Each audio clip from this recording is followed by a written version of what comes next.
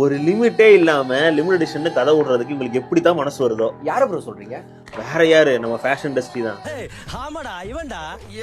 இப்ப இருக்கிற பல பிராண்ட்ஸ் ஆர்டிஃபிஷியல் ஸ்கார்சிட்டிங்கிற கான்செப்ட் தான் யூஸ் பண்றாங்க. அப்படின்னா பிராண்ட்ஸ் ஒரு பொருளை என்னைக்குமே லிமிட்டடாவே மேனுஃபேக்சர் பண்ணவே மாட்டாங்க. ஒரு 5000 பீஸ் மேனுஃபேக்சர் பண்ணிட்டு வெறும் 500 பீஸை தான் லிமிட் எடிஷன் லான்ச் பண்ணுவாங்க. அதை சுத்தி என்னைக்குமே சோல்ட் அவுட்ங்கிற ஒரு ஹைப்பை வச்சிருப்பாங்க. அண்ட் பேலன்ஸ் ஸ்டாக் எல்லாம் வேற நேம்ல வேற சீசன்ல ரிலீஸ் பண்ணிடுவாங்க. மார்க்கெட்டிங்ல இதைத்தான் நான் மேல சொன்ன மாதிரி ஸ்கார்சிட்டி எஃபெக்ட்னு சொல்லுவாங்க. பொதுவாவே பிராண்ட் சில பீஸ் மட்டும் தான் இருக்குன்னு உங்ககிட்ட சொல்றப்போ உங்க பிரெயினுக்கு ஃபோமோ, அதாச்சும் ஃபியர் ஆஃப் மிஸ்ஸிங் அவுட்டை வர வச்சு அந்த ப்ராடக்ட்டை மிஸ்ஸே பண்ணிடக்கூடாதுன்னு சொல்லிட்டு உடனடியா பர்ச்சேஸ் பண்ண வைக்கிறதுக்கான ஸ்ட்ராட்டஜி தான் இது. பிராண்ட்ஸ் இதை ஒரு எக்ஸ்க்ளூசிவிட்டியாவும், பீப்புள்ஸ் இதை ஒரு ஸ்டேட்டஸ் சிம்பலாவும் பார்க்க ஆரம்பிச்சிட்டாங்க. எக்ஸாம்பிள் நைக்கியோட ஏர் ஜோர்டன், சுப்ரீமோட டிராப்னு சொல்லிட்டே போலாம். எல்லாமே பீப்புள் ஹைப்பில் வச்சிருக்க ஒரு ட்ரிக் மட்டும் தான். நெக்ஸ்ட் டைம் ஏதாவது ஒரு ப்ராடக்ட்டை லிமிட் எடிஷன்ல பாத்தீங்கன்னா அவசரமாலாம் வாங்கிடாதீங்க. பிகாஸ் அது ஒரு சரியான லிமிட் எடிஷனா இருந்துச்சுன்னா அது ஒரு கலெக்ஷன் பீஸா இருக்கும், இல்லைன்னா அது வெறும் மார்க்கெட்டிங் கிமிக்ஸா தான் இருக்கும். புரிஞ்சுக்கோங்க.